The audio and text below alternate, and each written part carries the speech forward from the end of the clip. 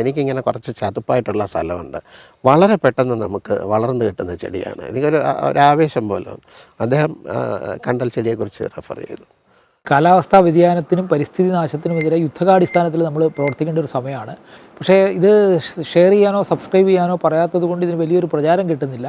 കഴിയുന്നതും നിങ്ങൾക്ക് ഇതിലെ ആശയങ്ങളോട് യോജിപ്പുണ്ടെങ്കിൽ ഓരോ തവണയും ഓരോ വീഡിയോയും കാണുമ്പോൾ ഒരാളെങ്കിലും പുതിയ ഒരാൾക്കെങ്കിലും നിങ്ങളൊന്ന് അയച്ചു കൊടുക്കാൻ ശ്രമിക്കണം. ഷെയർ ചെയ്യണം, സബ്സ്ക്രൈബ് ചെയ്യണം, മറ്റുള്ളവരെ അതിന് പ്രോത്സാഹിപ്പിക്കുകയും വേണം. നമസ്കാരം. നമ്മൾ പരിസ്ഥിതി പുനരുജ്ജീവനത്തിനായിട്ട് പുതിയ പാത വെട്ടിത്തുറന്ന ആളുകളെ പരിചയപ്പെടുത്തുക എന്നൊരു ഉദ്ദേശം ഉള്ളതുകൊണ്ട് ഇടയ്ക്കിടയ്ക്ക് ഞങ്ങൾ അത്തരം ആളുകളെ പരിചയപ്പെടുത്താറുണ്ട്.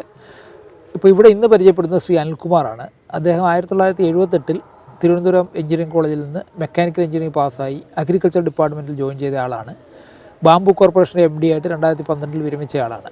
അപ്പോൾ അദ്ദേഹം വിരമിച്ചതിന് ശേഷം ചെയ്ത ഒരു സേവനമാണ് നമുക്കിവിടെ കാണാനുള്ളത്. അദ്ദേഹം ചെയ്തത് കായംകുളത്തിനടുത്ത് അദ്ദേഹത്തിൻ്റെ ഭാര്യയുടെ നാട്ടിൽ ഉണ്ടായിരുന്ന പൈതൃക സ്വത്തായിട്ട് ലഭിച്ച തണ്ണീർത്തടം. ഇത് വെള്ളം നിൽക്കുന്ന സ്ഥലമാണ്. സാധാരണ എല്ലാവരും ചെയ്യുന്ന ഹൈവേയിൽ നിന്ന് അധികം അകലമില്ലാത്ത സ്ഥലമാണ്. മണ്ണിറക്കി മൂടി ഇത് കിട്ടുന്ന നല്ല വിലയ്ക്ക് ബിൽഡർക്ക് കൊടുക്കുക എന്നുള്ളതാണ് ചെയ്യുന്നത്.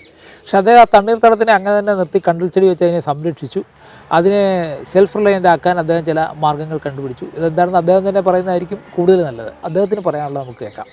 സാർ, ഈ മെക്കാനിക്കൽ എഞ്ചിനീയർ ഇലക്ട്രോണിക്സിലേക്കും കമ്പ്യൂട്ടറിലേക്കൊക്കെ പോകുന്ന സാധാരണ സംഭവമാണ്. കൃഷിയിലേക്ക് പോകുന്ന അപൂർവ സംഭവമാണ്. അപ്പോൾ എങ്ങനെയാണ് അത് സംഭവിച്ചതെന്നുള്ളതൊന്ന് പറയാമോ? കാർഷിക രംഗത്തേക്ക് വരുന്നത് വളരെ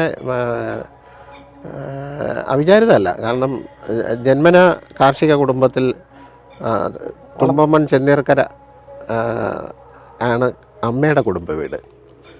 അപ്പോൾ അമ്മയുടെ കുടുംബം എന്ന് പറയുന്നത് പഴയ കാർഷിക കുടുംബമാണ്. അപ്പം ഞാൻ ജനിച്ചപ്പോൾ തന്നെ എൻ്റെ അന്നത്തെ വല്യമ്മാവൻ എനിക്ക് തന്നതൊരു 5 വയസ്സുള്ളപ്പം ഒരു കൊച്ചുതൂമ്പയാണ് തന്നത്.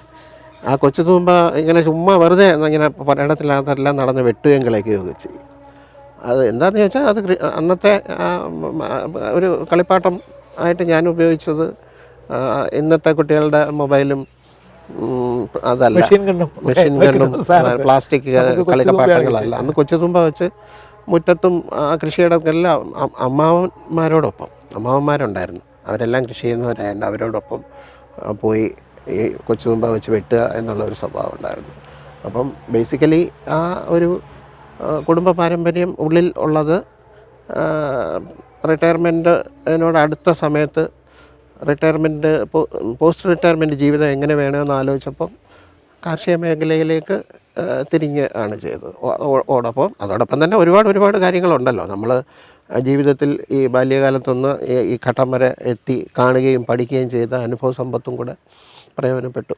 അങ്ങനെയാണ് ഇതിലേക്ക് വരുന്നത്. അല്ല, ഈ സാധാരണ ഇതിൽ ഏറ്റവും എളുപ്പമുള്ള മാർഗ്ഗം ഈ ഭൂമിനകത്ത് അല്ലേ? അപ്പോൾ അതെ, നമ്മുടെ ഇന്നത്തെ ഒരു പൊതു ട്രെൻഡ് എന്ന് പറയുന്നത് എനിക്ക് തോന്നുന്നത് 80കളിൽ ആണെന്ന് തോന്നുന്നു. നമ്മുടെ വേസ്റ്റ് ലാൻഡിൻ്റെ അളവ് കൂടുക.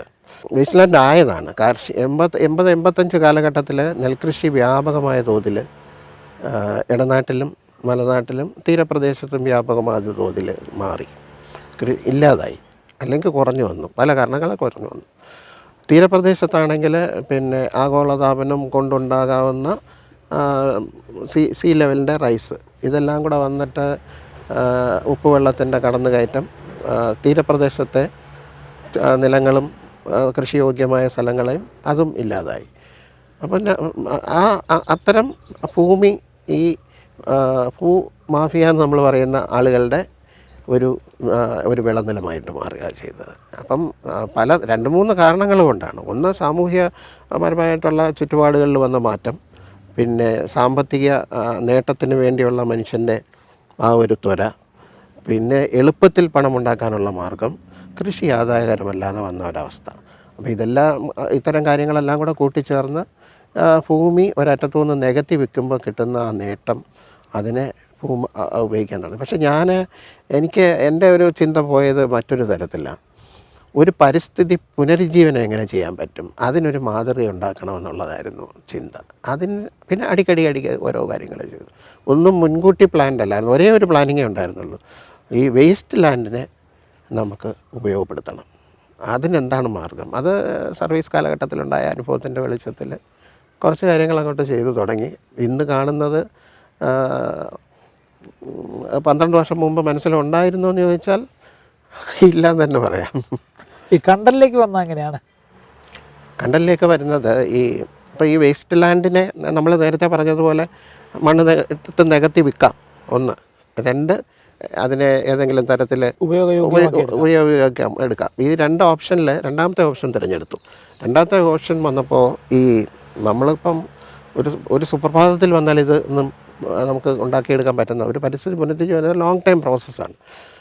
ലോങ് ടൈം പ്രോസസ്സിൽ അപ്പം ഞാൻ എൻ്റെ ഈ വനംവകുപ്പിലുണ്ടായിട്ടുള്ള ബാബു കോർപ്പറേഷൻ MD ആയിരുമ്പോൾ വനംവകുപ്പിലെ ഉദ്യോഗസ്ഥർ അതിനകത്ത് ബോർഡ് മെമ്പർമാരൊക്കെ ആയിട്ട് വരും. പിന്നെ വനംവകുപ്പുമായിട്ട് ദിനന്തര ബന്ധമുണ്ട്, ഉദ്യോഗസ്ഥന്മാരെല്ലാവരുമായിട്ട് നല്ല ബന്ധം, പല കാര്യങ്ങൾക്കായിട്ട്. അങ്ങനെ ഇരുന്നപ്പോൾ അതിൽ ഒരു സുഹൃത്തൻ എന്നോട് ചോദിച്ചു, ത്രിവേദി ബാബു IFS, അദ്ദേഹം റിട്ടയർ ചെയ്തിപ്പം ആന്ധ്രാപ്രദേശിലുണ്ട്. അദ്ദേഹത്തിൻ്റെ അടുത്ത് ഞാൻ വളരെ കാഷ്വലായിട്ട് ചോദിച്ചു, എനിക്കിങ്ങനെ കുറച്ച് ചതുപ്പായിട്ടുള്ള സ്ഥലമുണ്ട്, വളരെ പെട്ടെന്ന് നമുക്ക് വളർന്നു കിട്ടുന്ന ചെടിയാണ്, എനിക്കൊരു ആവേശം പോലെ. അദ്ദേഹം കണ്ടൽ ചെടിയെക്കുറിച്ച് റെഫർ ചെയ്തു. അത് പറഞ്ഞ് പിറ്റേ ദിവസം തന്നെ അദ്ദേഹം ഒരു 200 കണ്ടൽ തൈ അന്നത്തെ ആലപ്പുഴ സോഷ്യൽ ഫോറസ്ട്രിയിലെ അസിസ്റ്റൻറ്റ് കൺസർവേറ്ററും ഉദ്യോഗസ്ഥന്മാരുമായിട്ട് കൊണ്ടുവിടെ തന്നു. ഞങ്ങളതിൻ്റെ റെസ്പോൺസീവ്നെസ് വെള്ളത്തിൽ ടെസ്റ്റ് ചെയ്തു. പിന്നെ അവരൊറ്റ പോക്കായിരുന്നു മുമ്പോട്ടെ. എനിക്ക് കേരളത്തിലെ പഴയ ഒരു ചീഫ് സെക്രട്ടറി, എനിക്ക് അദ്ദേഹത്തെ നേരിട്ട് പരിചയമില്ല, ശ്രീ പാലാട്ട് മോഹൻദാസ്. അദ്ദേഹം റിട്ടയർ ചെയ്ത ശേഷം ഗംബൂട്ടൊക്കെ ഇട്ട് പാലക്കാട് നെൽകൃഷിയിലേക്ക് ഇറങ്ങി. ഈ ബാംബു കോർപ്പറേഷൻ്റെ MD ആയിട്ടിരിക്കുന്ന ഒരാൾ ഈ നേരിട്ട് ഇങ്ങനെ ഒരു കൃഷിയിലേക്ക് ഇറങ്ങുന്നത് ഇതുപോലെ ഒരു അപൂർവ സംഭവമാണ്. അപ്പോൾ ഇത് വലിയ സാമ്പത്തിക ബാധ്യത ഉണ്ടാക്കുന്ന ഒരു കാര്യമാണ്. ഇപ്പോൾ സാറ് ഈ തിരിച്ചെടുത്തിരിക്കുന്ന വലിയൊരു അളവ് ഭൂമിയാണ്. എന്നാൽ ആ ഭൂമി നമ്മളിപ്പോൾ വിറ്റാൽ കിട്ടുന്നത് പോലെയുള്ളൊരു സാമ്പത്തിക ലാഭം ഇതിന് കിട്ടുന്നുമില്ല. അത് ഭൂമി അവിടെ തിരിച്ച് മെച്ചപ്പെടുത്തി മനുഷ്യോപയോഗയോഗ്യമാക്കി വെള്ളം നാട്ടുകാർക്ക് പ്രയോജനമുള്ള ഒരു രീതിയിലാക്കിയെടുത്തു. അപ്പോൾ ഇതിൻ്റെ കോസ്റ്റ് റിക്കവർ ചെയ്യാനായിട്ട് നമുക്ക് ഈ മുടക്കുമുതൽ തിരിച്ചു കിട്ടാനായിട്ട് സാറ് കണ്ടുപിടിച്ച മാർഗ്ഗം എന്താണ്? വളരെ ശരിക്കും തുടങ്ങുമ്പോഴും ഇത് ഒരു വളരെ എക്സ്പെൻസീവ് പ്രോസസ്സ് ആകുമെന്നൊന്നും അറിയത്തില്ല. ഈ ഭൂമി ഒന്ന് ഒരുക്കണം, അവിടെ അതിനുശേഷം കണ്ടൽ തൈ വയ്ക്കണം. ഇത്രയും 2 കാര്യങ്ങളാണ് ആദ്യത്തെ ഫസ്റ്റ് സ്റ്റെപ്പായിട്ടുള്ളത്. നമ്മൾ ചെയ്ത കുളത്തിൻ്റെ 4 വശങ്ങളിൽ നട്ടുപിടിപ്പിച്ച് അതിനെ വളർത്തിയെടുക്കുന്നു.